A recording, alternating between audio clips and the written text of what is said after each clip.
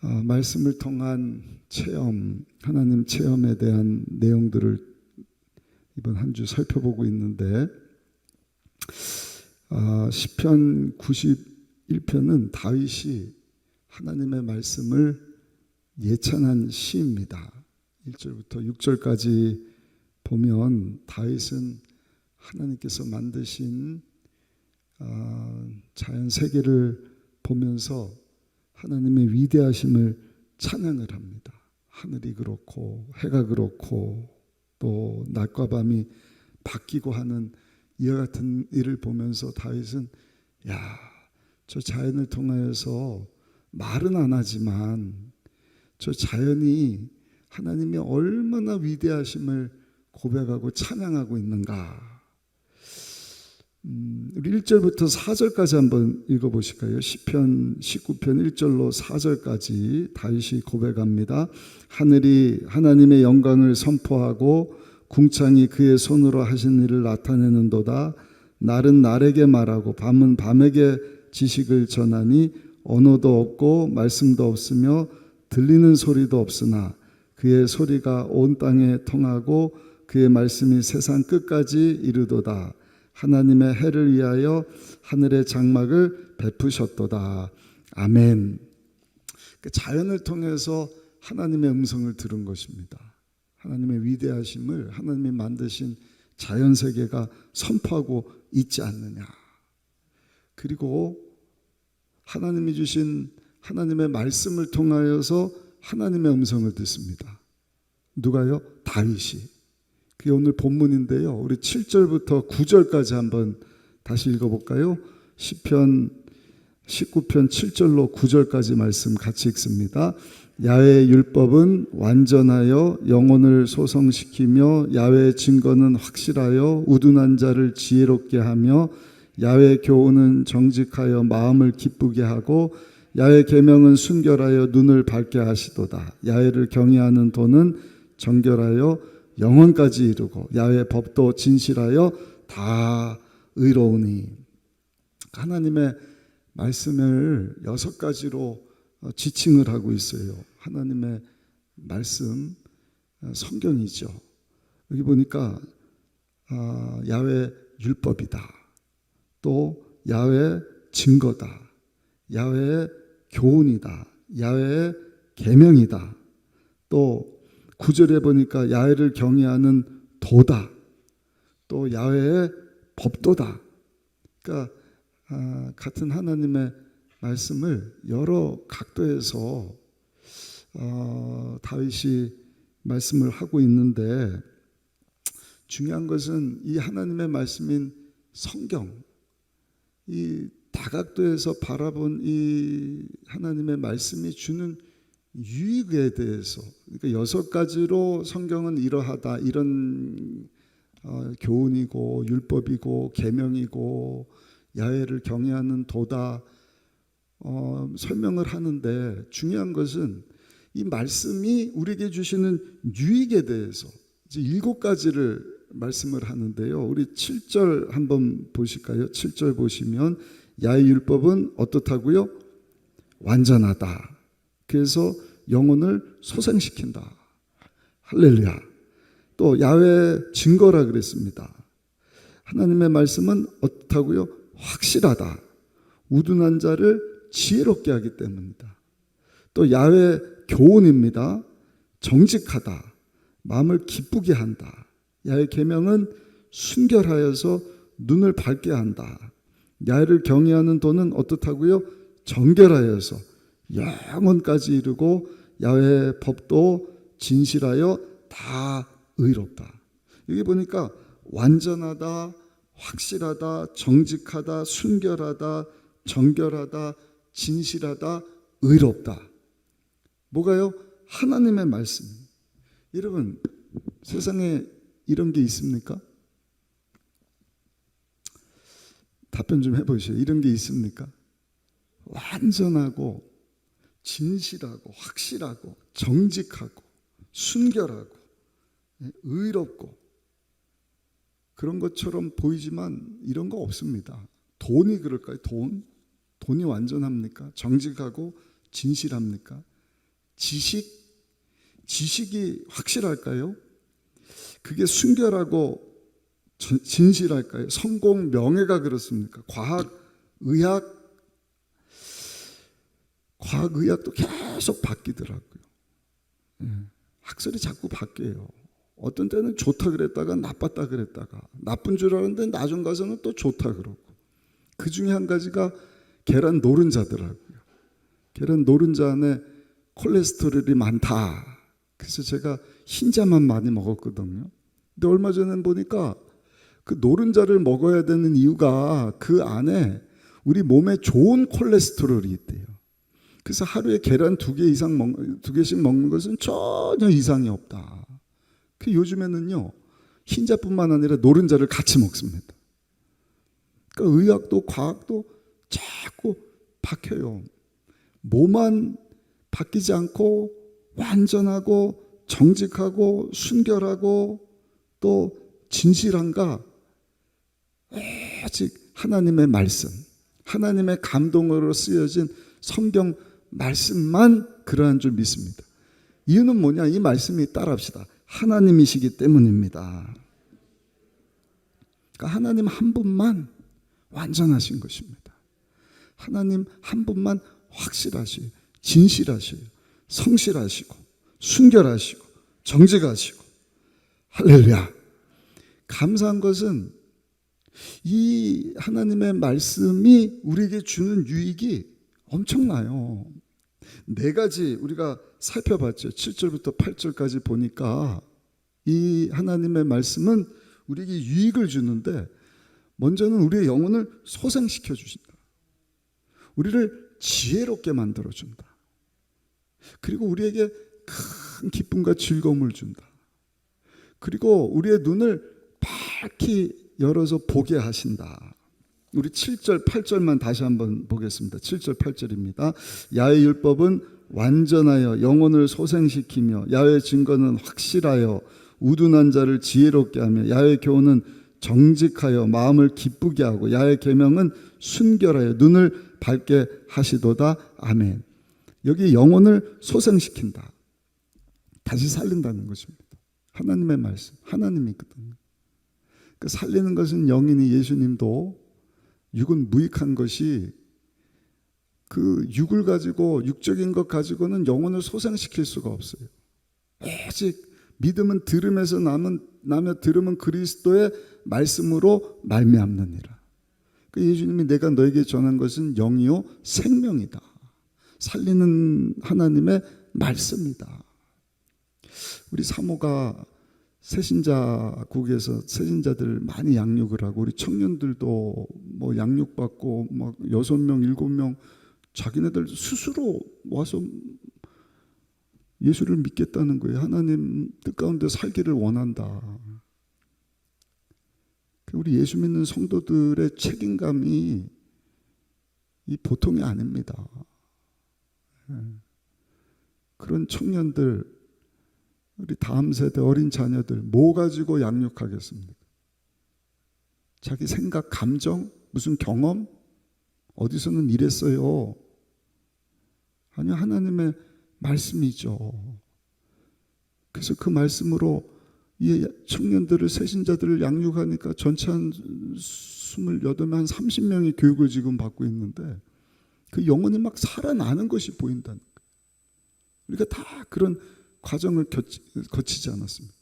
하나님 말씀이 우리 영혼을 다시 살게 한다. 다시 회복시켜 돌아오게 하나님께로 나오게 한다. 할렐루야. 그럼 어떻게 되는 거예요? 따라합시다. 영의 눈을 뜨게 됩니다. 그래서 지혜롭게 되는 것입니다. 그러니까 예수 믿기 전에는 저희가 하나님의 자녀인 것도 모르고 죽음 이후에 어떠한 것이 기다리고 있는지 영혼에 대한 것도 아무 감각이 없고 그러다 하나님의 말씀을 듣고 자기가 죄인인 것을 깨닫고 그 죄의 문제를 위해서 하나님의 아들 예수님이 죄 없는 몸을 입고 우리 가운데 오셔서 죄 없는 피 흘려 우리의 죄 문제를 다 담당하시고 누구든지 그 예수님을 믿음으로 죄사함 받고 하나님 자녀가 된다. 이것을 깨닫는 순간 지혜가 임하는 것입니다. 어떤 지혜입니까? 지혜는 다른 것이 지혜가 아니라 하나님을 아는 것이 지혜입니다. 그래서 내가 하나님께로부터 왔구나. 다시 하나님께로 돌아갈 존재구나. 이거 깨닫지 못하고 사는 사람은 어리석은 사람이지 않습니까? 그냥 눈에 보이는 게 전부인 줄 알고 썩 없어질 거 그거 위하여서 70년 80년 막 모아보려고 하지만 또 모아집니까? 뭐 세금으로 나가야 되고 또 이렇게 저렇게 손해보고 은행에 대출 갚아야 되고 남는 거 하나도 없거든요. 완전히 빈털털이 인생이지 않습니까? 하나님을 모르고 사는 사람. 또 모아본들 그거 한 푼이라도 가져갈 수 있습니까? 못 가져가는 거예요. 하나님 말씀 통해서 다 깨닫고 내가 하나님께로부터 왔으니 내가 주인이 아니라 나를 다스리시고 통치하시는 분은 말씀으로 우주 천하를 만드신 하나님이시구나. 그러니까 하나님의 영광을 위해서 살아야겠다. 그것도 내 힘 가지고 삽니까? 우리를 도와주시려고 하나님 자신 예수님과 똑같으신 보혜사 성령 하나님을 붙여주셔서 우리 안에 내주하시면서 영원토록 구원의 길을 걷도록 할렐루야 십자가 기쁨으로 감당하고 세상과 구별된 삶 살도록 인본주의가 아니라 신본주의의 삶을 살도록 하나님 말씀이 여러분 우리를 지혜롭게 하는 것 아니겠습니까? 그럼 어떤 거예요? 기쁘고 즐거운 것입니다. 아멘. 그 기쁨과 즐거움을 하나님 말씀 통해서 우리가 체험을 해야 되는 것입니다. 또 한 가지 하나님 말씀이 주는 유익이 뭔가 우리 눈을 밝게 하실 것이다. 보이지 않던 것을 보게 하는 것입니다. 과거를 보고 현재를 보고 앞으로 다가올 영원한 미래를 바라보고 또 그것만 봅니까? 우리에서 상 주시려고 하나님이 기다리고 있는 모습 영광의 주로 오셔서 내 눈물을 닦아주시고 우리를 품에 안아주시고 천국으로 인도하실 예수님을 보게 하시고 또 뭐를 보게 하는 거예요? 죄로 죽은 영혼들 보게 하는 거예요. 그게 불쌍한 거예요. 안타까운 거예요. 저 사람들도 빨리 예수를 믿어야 되는데 예수 그리스도의 피 묻은 복음만이 저들의 죽은 영혼을 살릴 수 있는 방법인데 그러니까 예수님 외에는요 다 헛것입니다. 아멘. 그러니까 무슨 어떤 말도 어떤 것도 지나고 보셔요. 다 허탄한 신화와 같은 것 아닙니까? 오직 예수님. 눈을 열어서 영원한 세계를 보게 하시고 우리 삶의 주인이 예수님인 것을 보게 하시고 그 예수님만이 생명이고 구원자이심을 보게 하시고 그 예수님 없는 자들을 보게 하시고 그 예수님을 전하게 하는 삶을 살게 하지 않습니까? 그래서 우리가 할 일이 뭔가 한번 따라 하실까요? 하나님의 말씀을 사모해야 합니다. 10절에 보니까 많은 순금보다 더 사모해라. 우리 10절 한번 보겠습니다. 10절입니다. 금 곧 많은 순금보다 더 사모할 것이며 꿀과 송이꿀보다 더 달도다. 순금보다 더 사모하라. 실제로 금을 좋아하는 사람들이 있더라고요. 귀하죠. 흔하지 않은 것이니까. 근데 그 귀한 것, 값진 것, 희귀한 광물을 막 사모하는 것보다 하나님의 말씀을 더 사모하라. 실제로 1848년도에 1월 달입니다. 저 미국 남쪽에 샌프란시스코, 샌크라멘토라고 하는 LA 위쪽에 금광을 발견한 거예요. 존 셔터라고 하는 사람이 제재소를 건설을 하는 중에 목공일을 하는 제임스 마설이라고 하는 목수가 우연하게 금광을 발견을 했는데 그 당시 그 발견된 금맥은 그냥 보일까 말까 한 그거 막 그냥 이만큼의 금을 얻으려고요 1톤의 뭐 금맥이다 하는 흙을 퍼다가 막 가공 제공해서 이만큼 얻어내더라고요.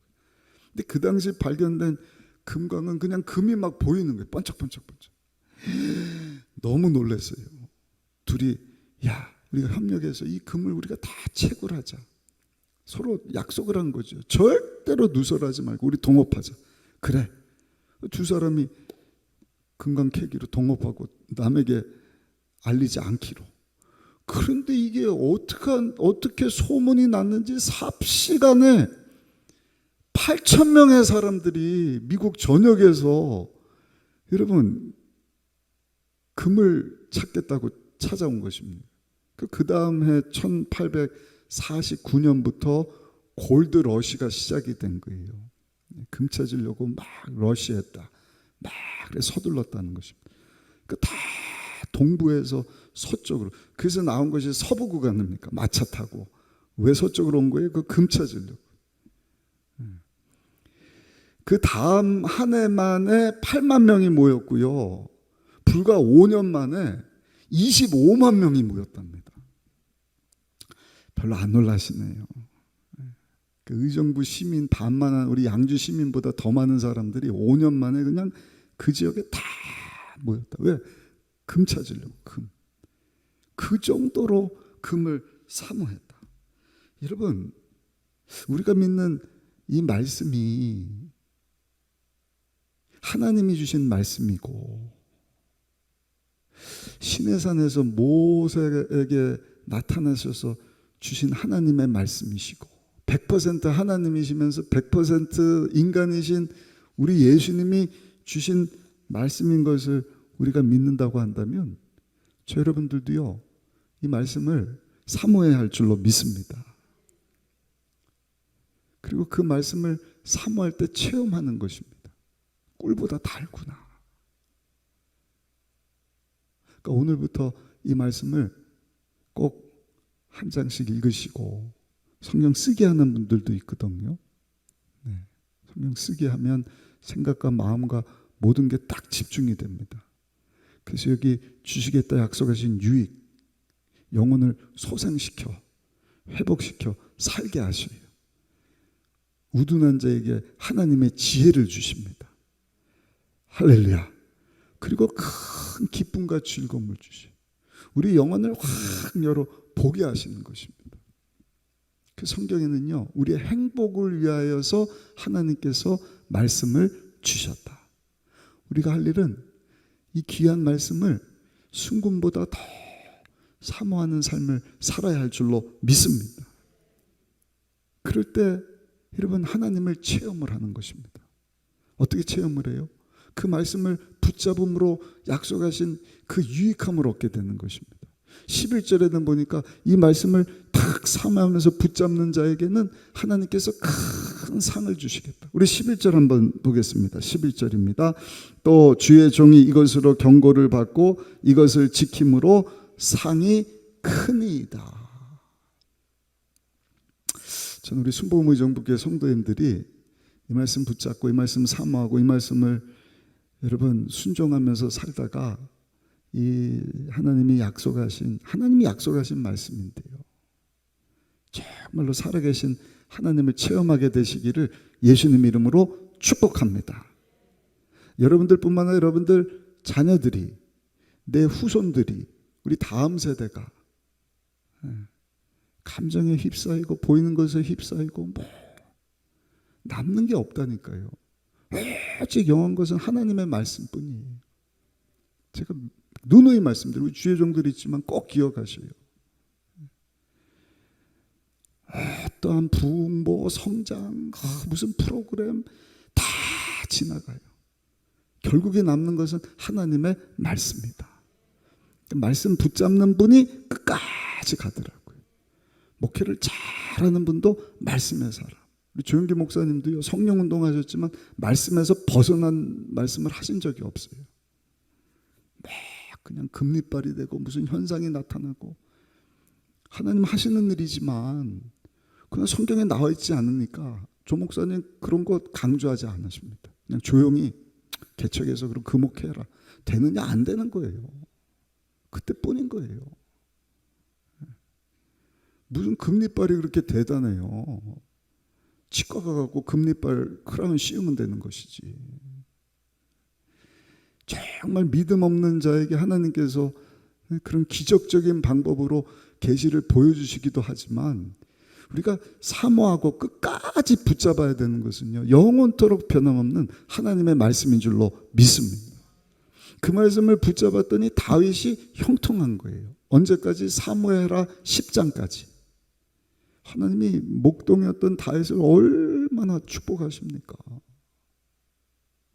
양치면서 찬양하고 말씀 보고 찬양시를 쓰고 하나님 높이고 예배 가운데 하나님과 그냥 탁 하나가 되고, 그러니까 골리앗도 두려워하지 않고 사울이 임금 삼고. 근데 여러분 사무엘하 11장 딱 들어오니까 다윗이요 하나님 말씀을 무시해버려요. 슬금슬금 자기 생각 따라서 육신의 정욕 따라서 우리 아내 바세바를 탁 취하지 않습니까? 심지어는 전쟁터에 있던 우리아 불러다가 거짓말 치려고 했는데 거짓말이 통합니까? 아니, 우리 전사들은 군사들은 전쟁인데 나 그럴 수 없습니다. 우리 아내하고 잠자리 안 하겠습니다. 큰일 났네. 임신했는데 내 아들인 거 들통나면 어떡해. 전쟁터에 가서 제일 앞에서 싸우다가 죽게, 간접적인 살인죄지 않습니까? 그 아들을 낳는데 죽어요. 하나님 말씀을 떠나니까요 하나님의 심판이 막 임하지 않습니까? 아들 암논이 이복누이 다말을 겁탈을 합니다. 이거를 듣고요 다말의 오빠죠 압살롬이 어떻게 해요? 암논을 또 죽여요. 압살롬이 암논만 죽이는 것이 아니라 다윗의 아들입니다. 다윗 왕에게 구테타를 일으키는 거예요. 내란이 일어나니까 다윗이 결국에는 거기 머물 수가 없어서 도망을 가지 않습니까? 하나님의 말씀을 버린 자의 결과입니다. 솔로몬 왕도 똑같아요. 열왕기상 10장까지 희한하죠. 사무엘하 10장까지는 다윗, 열왕기상 10장까지는 솔로몬. 얼마나 하나님 말씀 붙잡고 성전에 나와서 예배드리고 막 기도하면서 하나님 뜻 가운데 사니까 하나님이 지혜를 주시고 구하지 않은 재물과 모든 명예 권세를 다 주지 않습니다. 그 성경에 보니까 그 재산과 지혜가 어느 왕보다도 컸다. 언제? 하나님 말씀을 솔로몬 왕이 붙잡았을 때. 근데 열왕기상 11장 하고는 하나님 말씀을 또 탁 버리는 거예요. 무시합니다. 그 결과로 많은 아내들은 어찌요? 후궁만 700명, 천만 300명, 도합 1000명의 아내를 두는데 다 이방 여인들이에요. 좋은 게 좋은 거다. 인본주의로 확 돌아가 버리는 거예요. 너도 좋고 너도 좋고 그래야 이게 잘 되고 좋은 게 좋은 거야. 친양 맺자. 그쪽 왕하고 그쪽 그 명성 있는 사람하고 그쪽 가문하고 다 좋은 관계 유지하자. 그 1000명의 후궁들이 섬기는 잡신들을 다 끌어오고 그냥 신당 만들어 달라고, 우리 섬기는 신을 위해서 신당 만들어 달라고. 솔로몬은 완전히 정신 나가버린 것입니다. 어떻게 됩니까? 하나님 말씀을 버리니까요 많은 나라들이 그냥 그 좋은 게 좋은 줄 알았더니 그들이 일어나갖고 대적자가 돼버리는 것입니다. 솔로몬을 내치지 않습니까? 결국에는 그 아들 르호보암 왕 때 나라가 둘로 쫙 쪼개져 버리는 것입니다.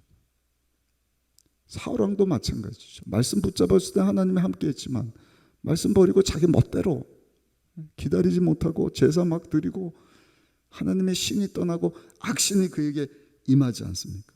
여러분들도 마찬가지입니다. 이 마지막 때 하나님 유익을 위해서 우리에게 주신 이 말씀, 나의 의는 믿음으로 살리라. 믿음은 들음에서 나며 들음은 그리스도의 말씀으로 말미암느니라. 우리의 유익을 위하여서 하나님께서 이 말씀을 주시고 이 말씀을 사모해라. 사모해라. 그 말씀을 사모하고 믿음으로 살 때 오늘도 살아계신 하나님을 체험하는 저 여러분들의 삶이 될 줄로 믿습니다. 그것이 12절부터 14절까지인데요. 우리 12절로 14절까지 읽고 말씀 마치겠습니다. 12절부터 14절입니다. 자기 허물을 능히 깨달을 자 누구리요? 나를 숨은 허물에서 벗어나게 하소서. 또 주의 종에게 고의로 죄를 짓지 말게 하사 그 죄가 나를 주장하지 못하게 하소서. 그러면 내가 정직하여 큰 죄가에서 벗어나겠나이다. 나의 반석이시요 나의 구속자이신 야훼여 내 입의 말과 마음의 묵상이 주님 앞에 연락되기를 원하나이다. 아멘. 그러니까 꿀송이처럼 단 이 말씀을 다윗은 늘 말씀 무시하고 버리기 이전에 사모한 것입니다. 그리고 이 말씀 거울 삼아서 하나님 말씀대로 살게 해주세요. 말씀에 순종하며 살게 하세요. 하나님이 죄라고 하는 것 거부하게 하셔요. 가까이 하지 말게 하시고 들어왔다고 한다면 다 토해버리게 하시고 그래서 어떻게 해요? 주의 종의 말과 묵상이 아버지 앞에 다 연락되기를 원하나이다. 그러니까 하나님의 행체가 임하려면 대로가 청소되어야 된다. 회개해야 된다. 그러니까 그 회개도 하나님 말씀 붙잡을 때 하나님 말씀이 우리 죄를 알려주시거든요. 결론입니다. 하나님 말씀 귀하게 여기시고 정말 사모하시다가 하나님 말씀 붙잡고 말씀에 순종하는 삶 사시다가 하나님의 성경에 약속하신 여러분 모든 것을 삶 가운데 경험하고 살아계신 하나님을 체험하고 할렐루야 하나님께 쓰임받고 하나님께 영광 돌릴 수 있는 저 여러분들뿐만 아니라 우리 가정이 되고 우리 자녀가 되고 우리 가문이 되기를 예수 그리스도의 이름으로 축원합니다.